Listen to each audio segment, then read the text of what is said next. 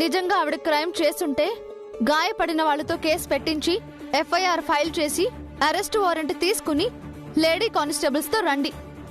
అప్పుడు ఇవన్నీ మీతో పంపిస్తాం.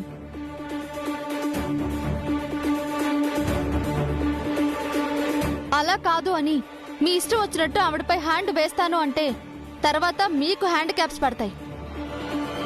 దివ్య, నువ్వు ఆగు. ఇన్స్పెక్టర్ గారు, ఒకసారి ఇలా రండి ప్లీజ్. ఒకసారి ఇలా రండి.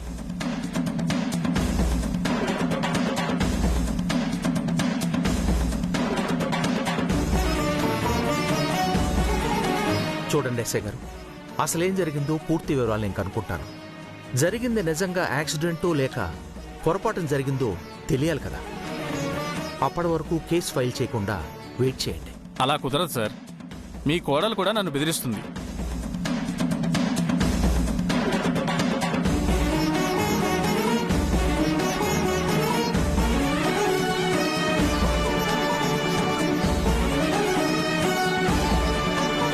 మీరు సరిగ్గా డ్యూటీ చేస్తే ఎవరు బెదిరిస్తారండి? అసలు గాయపడ్డ వాళ్ళు మీకు కంప్లైంట్ ఇచ్చారా? లేదు కదా. ఆవిడ కావాలనే తమకు డాష్ ఇచ్చారని వాళ్ళు చెప్పారు. అంటే వాళ్ళు చెప్తే నమ్ముతారా? మా పిన్ని చెప్పింది నమ్మరా? హర్ష, నేను మాట్లాడుతున్నాను కదా, నువ్వు వెళ్ళు.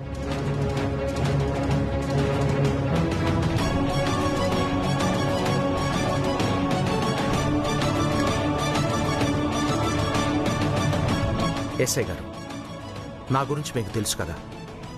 నాకు కొంచెం టైం ఇవ్వండి. ఏం జరిగిందో తెలుసుకుంటాను. ఆ తర్వాత ఏం చేయాలో ఆలోచిద్దాం. Okay sir. వాళ్ళు కంప్లైంట్ ఇవ్వకపోతే మీరు అడిగినంత టైం ఇస్తాను. లేకపోతే మాత్రం నేనేం చేయలేను సార్. కానిస్టేబుల్స్,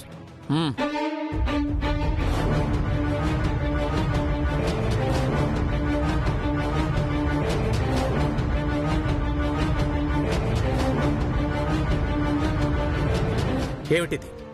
ఏం చేశావు నువ్వు?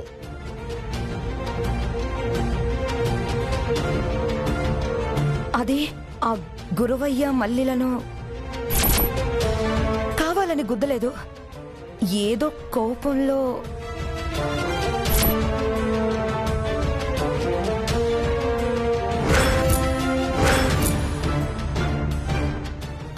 అత్తయ్య, ఎంత పని చేశారు అత్తయ్య?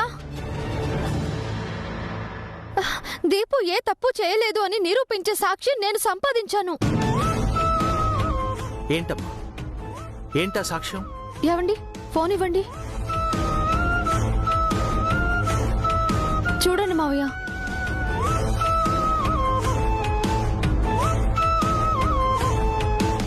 దొంగ సాక్ష్యాలు చెప్పి బతకడం మా బతుకు తెరువని నువ్వే అన్నావు కదమ్మా. ఏదో అలా బతికేస్తున్నావు. బతకాలి కదమ్మా మరి.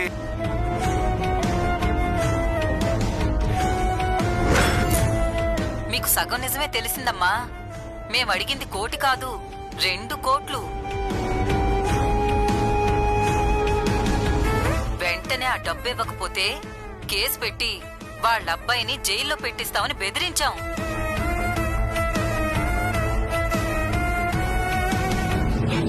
మా మళ్ళీ చూసారా, మహానటి.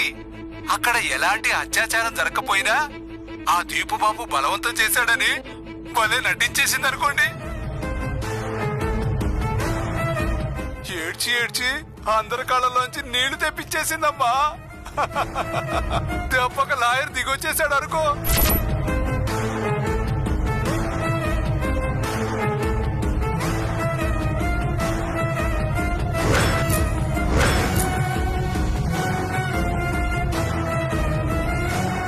కోటో 2 కోట్లో తీసుకోవడం మా అసలు ఉద్దేశం కాదు.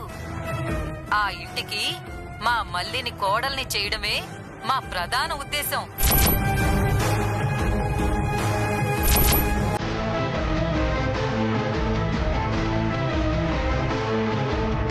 దివ్య గారు పడ్డ కష్టం అంతా వృధా చేశారు. ఆ గురవయ్యను యాక్సిడెంట్ చేసి కొత్త కేసును మెడకు తగిలించుకున్నారు. కాస్త ఓపిక పట్టాల్సింది కదత్తయ్య. ఇప్పుడు కోర్టులో వాళ్ళు చెప్పిందే నిజమని జడ్జి గారు నమ్ముతారు.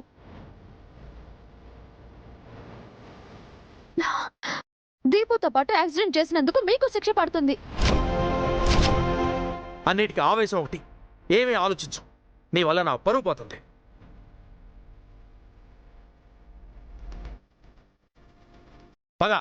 పదేంటికి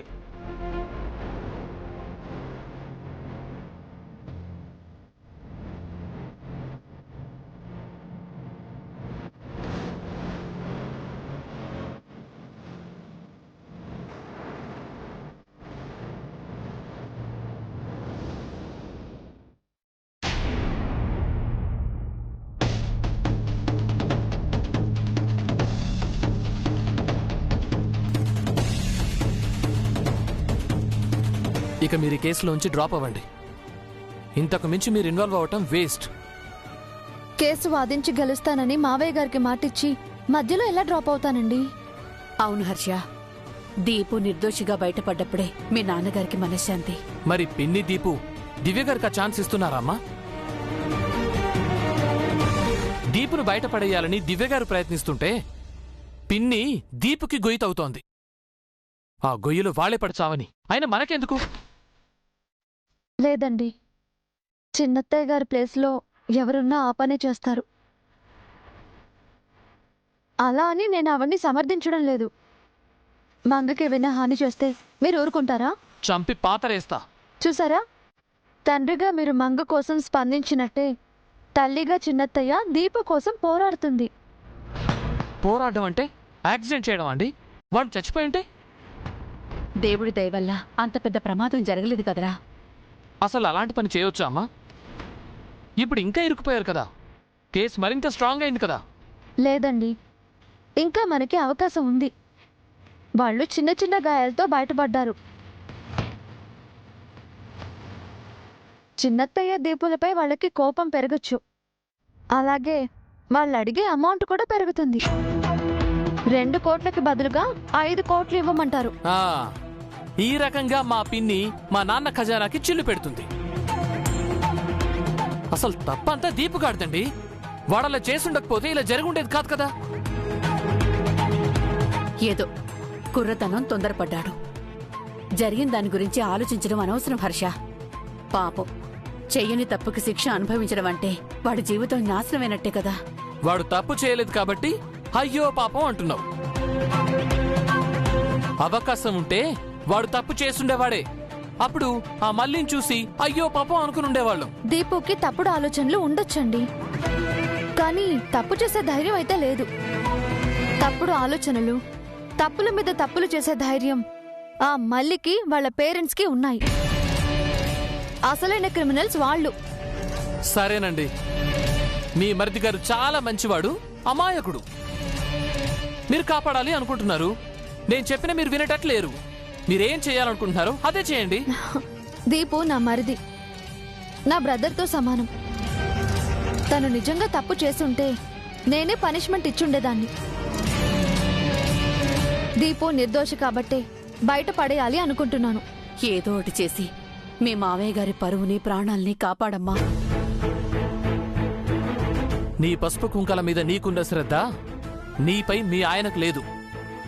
ఆయన నీకు భర్త అయితే నువ్వు ఆయనకు బానిస. ఆ బానిస సంకెళ్ళు త్వరలోనే తెగిపోనున్నాయండి. అత్తయ్య గారికి మంచి రోజులు రాబోతున్నాయి. ఈ కేసు నన్ను గెలవనివ్వండి, అంతా మంచి జరుగుతుంది, అంతా మారిపోతుంది.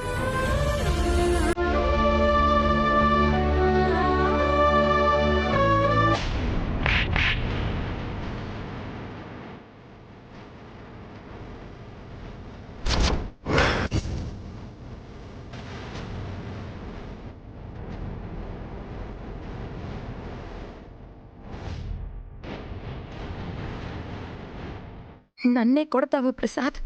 నువ్వు చేసిన పనికి నేను కొట్టడం కాదు, చంపేయాలి. టైంకా ఎస్ఐ నాకు కాల్ చేసి చెప్పాడు కాబట్టి సరిపోయింది. లేకపోతే మీరిద్దరూ ఈ పాటికి లాకప్లో ఉండేవారు. ఆ యాక్సిడెంట్ నేను కావాలని చేయలేదు ప్రసాద్, ఏదో యాక్సిడెంటల్గా జరిగిపోయింది. అవును డాడీ, మామ్ కరెక్ట్గానే డ్రైవ్ చేసింది. వాళ్ళే రాంగ్ రూట్లో వచ్చారు. Shut up. పెళ్లికి ఎలుక సాక్ష్యంలా ఇద్దరు కలిసి అబద్ధాలు ఆడుతున్నారా?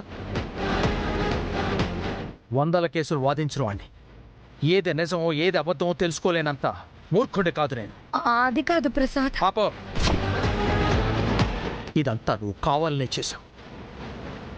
లేకపోతే డ్రైవింగ్లో ఎంతో ఎక్స్పీరియన్స్ ఉన్న నువ్వు యాక్సిడెంట్ చేయటం ఏమిటి? పైగా వాళ్ళనే గుద్దేయటం ఏమిటి? చెప్పాను కదా డాడీ, వాళ్ళే రాంగ్ రూట్లో వచ్చారని.